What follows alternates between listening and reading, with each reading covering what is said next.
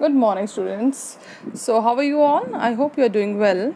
And day before yesterday, I sent you a link to make you understand what the concept of gender of nouns is. So, today we'll be continuing with that, and in brief, we'll be discussing what gender is. So, gender is something that tells us whether a thing, whether a noun is a male or a female. Right, so there are 4 types of gender. You have already read that in the chapter. The first one is masculine gender. Masculine means male.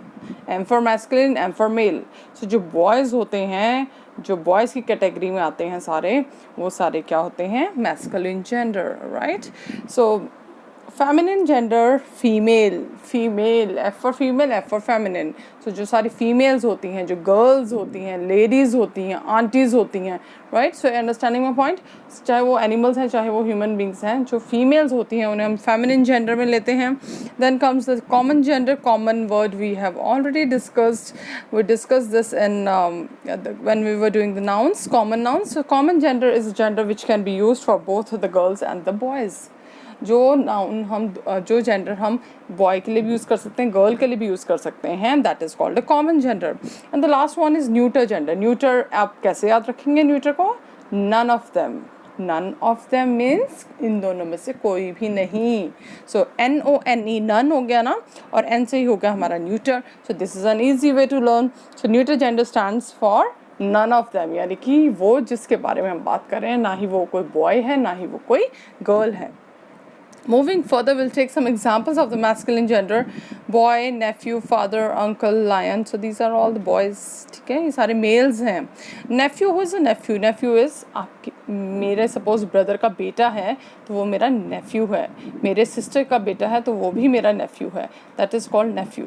So nephew word is used for the boys.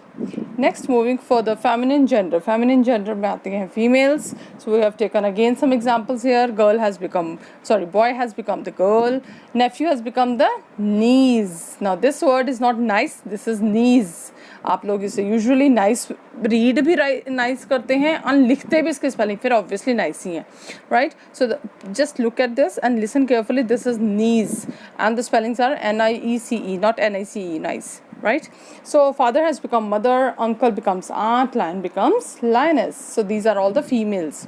Moving further, common gender. Common gender means I told you earlier also, common gender means जो हम दोनों के लिए ही use कर सकते हैं. So if I tell you the child is playing outside, but तो आप क्या इससे बता सकते हैं वो चाइल्ड क्या है? बॉय की बात हो रही है, गर्ल की नहीं, because child is a word that can be used for a boy also and for a girl also. ठीक है. The baby is sleeping. If I say the baby is sleeping, can you tell me वो baby क्या है? Boy है कि girl है? दोनों ही हो सकते हैं, बॉय भी हो सकता है, गर्ल भी हो सकता है. That means baby word can commonly be used for both boy and a girl. Student. So when you are sitting in a class, like there are 40 or 50 students, तो चाहे उसमें बॉयज़ हैं चाहे वो गर्ल्स हैं, हर कोई स्टूडेंट ही है ना क्लास का. So student again is a common gender that it's a name that can be used for both the girls and the boys. Similarly teacher. This is very interesting, you know. This is where you commit the mistake. The teacher came into the class. So यहाँ पे मुझे बताइए कि teacher class में आया था. हिंदी में बोलने में तो हमें पता चल जाता है टीचर क्लास में आया था, टीचर क्लास में आई थी, तो आप गेस कर सकते हैं. बट इंग्लिश में अगर मैं कहती हूँ the teacher entered the class, so can you tell me कि वो टीचर आपके कोई आर्ट सर थे या आपकी इंग्लिश वाली मैम थी? नहीं बता सकते ना, बिकॉज टीचर वर्ड जो है, जो आपको टीच कर रहा है वो टीचर है, चाहे वो बॉय है, चाहे वो गर्ल है, चाहे वो मेल है, चाहे वो फीमेल है. सो teacher is a common gender because आप अकेले टीचर वर्ड से बता नहीं सकते हैं कि वो फीमेल है या मेल है. Now if you use the word madam and sir and madam में आपको पता चल जाता है madam is used for females and sir is used for mails. उसमें आप डिफ्रेंशिएट कर सकते हैं, लेकिन टीचर वर्ड से आप डिफ्रेंशिएट नहीं कर सकते हैं. So that is a common gender. Similarly if you come to friend, I've got many friends, so my friend can be a boy also, my friend can be a girl also. So friend again is a common gender. Moving further, If we talk about the neuter gender, neuter means none of them, N for neuter, N for none of them. So none of them means ना ही वो boy है ना ही वो girl है. जो neuter gender होते हैं उसको आप फीमेल को मेल से और मेल को फीमेल से चेंज नहीं कर सकते हैं, क्योंकि वो तो ना मेल है ना ही वो फीमेल्स हैं. Like if you take the example of table. Table, आपके रूम में जो टेबल पड़ा है क्या वो बॉय है कि गर्ल है, मुझे बताएंगे आप? That is none of them, right? उनका कोई जेंडर नहीं होता. ट्री, आपके बाहर ट्री लगा हुआ है, बॉय ट्री है गर्ल ट्री है, कुछ भी नहीं है, right? Because they don't have any gender. Similarly, all the non-living things are, what are they? Neuter gender, right? Moving further, so you have done this. We sometimes form feminine genders of some by using different words, like dog becomes bitch, ox becomes cow. ये क्या हुआ आपका? बिल्कुल different, totally different words हो गए. आपने इसमें कुछ add नहीं किया या कोई change नहीं किया. In fact आपका word पूरा का पूरा change हो गया. And you know, an interesting part is fox का जो feminine होता है, that is called vixen. That is where you people get confused most of the times. So moving further, by adding ES. अब कुछ words ऐसे होते हैं जिनके फीमेल्स हम बनाते हैं by adding ESS to the word. ठीक है, तो वो एग्जांपल्स हम लेंगे. Poet becomes poetess, lion lioness, host hostess, priest priestess and shepherd shepherdess. You know what is a shepherd?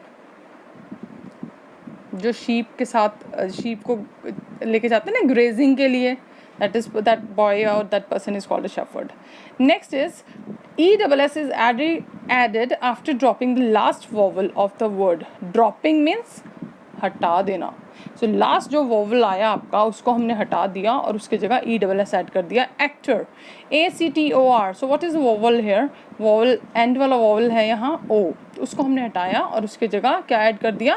ESS. So actor becomes actress, hunter becomes huntress, tiger tigress, emperor empress, governor governess. So these were it.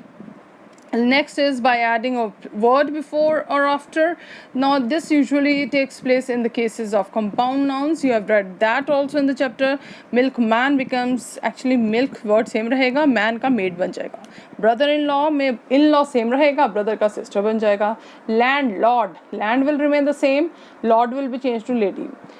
He goat, she goat. Peacock, peahen. So these were the cases of compound nouns. Now moving further, how to change the pronouns or the adjectives.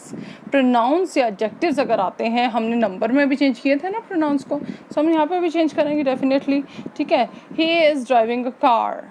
तो इसको change करना है, यहाँ पे driving नहीं है, car को change नहीं कर सकते. Car is a neuter gender, तो ही को किस में कन्वर्ट करेंगे? She. He means boy and she is used for a girl. His, अब हिज जो वर्ड है that can be used as a pronoun also and that can be used as an adjective also. So his depend करता है, अगर वो as a pronoun आ रहा है तो वहाँ पे उसका हिज का क्या बन जाएगा? यस, हर्स बन जाएगा. और अगर एज एन एडजेक्टिव आ रहा है तो उसका क्या बनेगा? हर बनेगा. Him becomes her. So this is the way how you change the, the pronouns.